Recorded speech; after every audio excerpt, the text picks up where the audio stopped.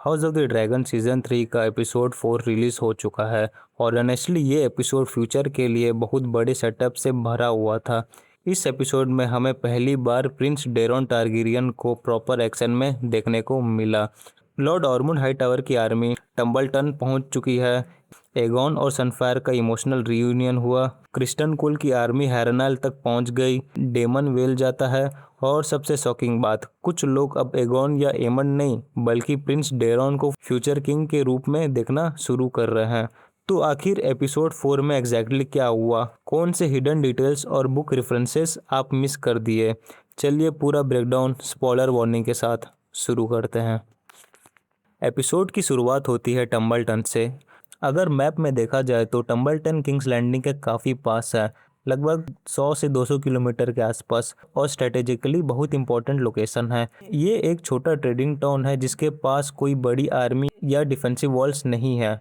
अभी यहाँ हाउस फुटली रूल करता है। ये है लॉर्ड ग्लेंडन फुटली और लेडी सैरिस फुटली, जो ऑफिशियली ब्लैक सपोर्टर्स है, लेकिन ऑर्मंड की आर्मी के आने के बाद उन्हें मजबूरन ग्रीन्स के अंडर रहना पड़ रहा है। यहीं पर हमें लॉर्ड ऑर्मंड हाईटावर को देखने को मिलता है। शो ने उसकी एक इंटरेस्टिंग पर्सनैलिटी ट्रेट भी ऐड की है। ऑर्मंड को बैड स्मेल से बहुत नफरत है और वो अपने साथ परफ्यूम की बोतल भी रखता है। ये छोटी डिटेल लग सकती है लेकिन शायद फ्यूचर में इम्पोर्टेंट रोल प्ले करे।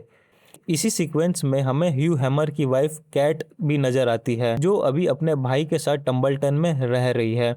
और यहीं पर हमें गैरिक ऑफ वाइट ग्रुप भी दिखाया जाता है, जो कि एक हाई टावर का आर्मी है। इस एपिसोड की सबसे इंटरेस्टिंग बात मुझे ऑर्मुंड की आइडियोलॉजी लगी। वो ओपनली कहता है कि टारगेरियंस को वेस्टरोस पर रूल करने का कोई डिवाइन राइट नहीं है। उसके हिसाब से हाई टावर्स ज़्यादा इंटेलिजेंट और सिविलाइज्ड हाउस है। टारगेरियन सिर्फ इसलिए रूल करते आए हैं क्योंकि उनके पास ड्रैगन्स थे, और रेनीरा को वो तो directly a bitch with the dragon तक कह देता है। यानी ग्रीन्स के अंदर भी ऐसे लोग हैं जो टारगेरियंस को पसंद नहीं करते। और यहीं हमें फाइनली रियल डेरोन टारगेरियन देखने को मिलता है। डेरोन के ब्राउन बाल देखकर काफ़ी लोग सरप्राइज हुए होंगे, लेकिन ये उसकी हाई टावर साइड को रिफ्लेक्ट करता है। एलिसेंट ने उसे बचपन में ही ओल्ड टाउन भेज दिया था।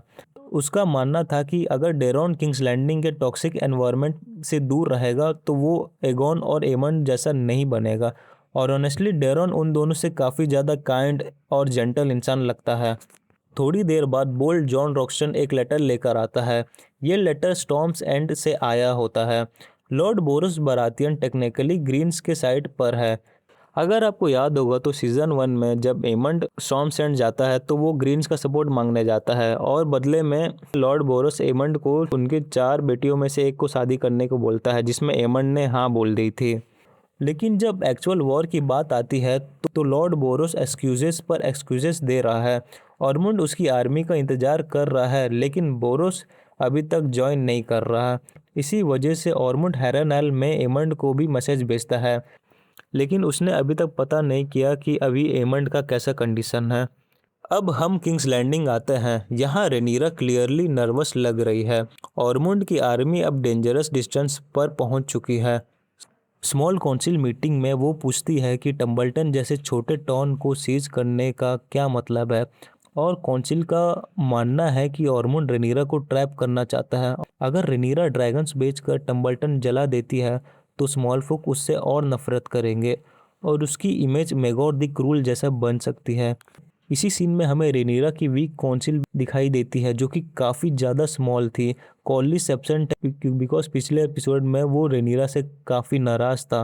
पिछले एपिसोड में रेनीरा उन दोनों बेटों को लेजिटिमाइज नहीं करती, इसलिए कॉलिस नाराज़ है। अब रेनीरा के काउंसिल में ना हैंड ऑफ द क्वीन है, ना मास्टर ऑफ कॉइन और ना मास्टर ऑफ लॉस। यानी रेनीरा को थ्रोन मिलने के बाद भी उसकी प्रॉब्लम्स ख़त्म नहीं हुई है। ऑर्मुंड को समझने के लिए रेनीरा एलिसेंट से मिलती है। एलिसेंट बताती है कि ऑर्मुंड को स्मेल्स से प्रति अनयूजुअल सेंसिटिविटी है। बैड स्मेल या स्ट्रॉन्ग ओडर ऑर्मुंड को बिल्कुल पसंद नहीं है।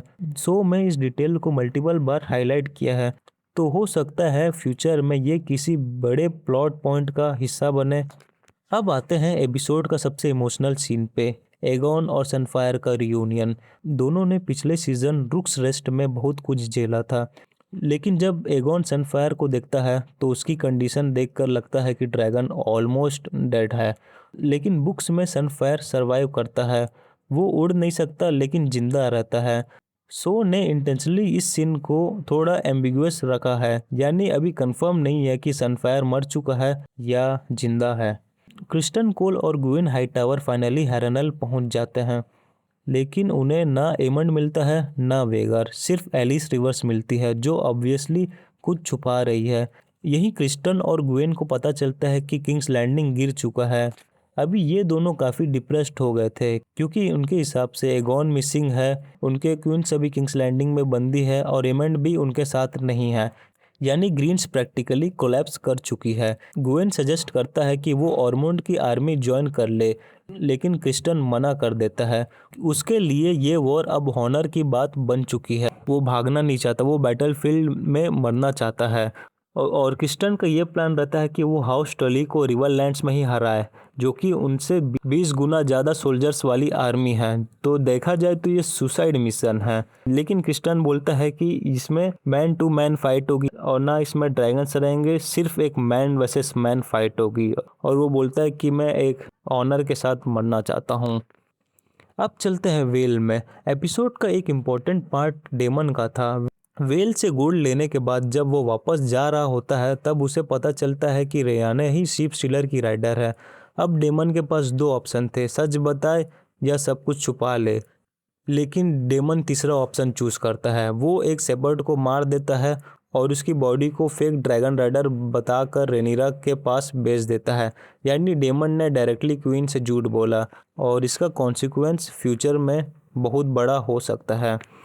The final scene.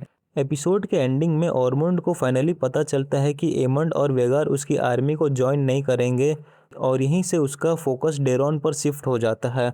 ऑर्मोंड क्लियरली चाहता है कि फ्यूचर में डेरॉन किंग बने, ना एगोन ना एमंड, सिर्फ डेरॉन। वो डेरॉन को अपनी वलेरियन स्टील स्वॉर्ड विजिलेंस दे देता है और उससे कैट के भाई को एग्जीक्यूट करने के लिए बोलता है। डेरॉन ये काम कर देता है और फिर टेसोरियन उसके बॉडी को खा लेती है। ये सीन सिंबॉलिक था क्योंकि इसी मोमेंट में हमें दिखाया गया कि डेरॉन भी वॉर की डार्कनेस में एंटर कर रहा है और ऑर्मोंड के फाइनल वर्ड्स थे, नाउ वी बिगिन। और उसी के साथ एपिसोड ख़त्म हो जाता है। ओवरऑल मुझे एपिसोड 4 काफ़ी पसंद आया। ये एक सेटअप एपिसोड था लेकिन इसने फ्यूचर के लिए बहुत सारे इंपॉर्टेंट पीसेस बोर्ड पर रख दिए हैं। जैसे हमें इस सीज़न के एंडिंग में एक बड़ा बैटल नहीं बल्कि मल्टीपल बड़े बड़े बैटल्स हमें देखने को मिल सकते हैं, जैसे कि बैटल ऑफ टम्बलटन एक्सेट्रा। आपको ये एपिसोड कैसा लगा? डेरॉन, एगोन, क्रिस्टन या डेमन, सबसे इंटरेस्टिंग स्टोरी लाइन कौन सी लगी? कमेंट में ज़रूर बताना। और अगर आप House of the Dragon, Game of Thrones और Song of Ice and Fire के रेगुलर ब्रेकडाउन्स देखना चाहते हो तो चैनल को सब्सक्राइब करना मत भूलना। मैं मिलता हूँ आपसे नेक्स्ट वीडियो में, तब तक के लिए बाय।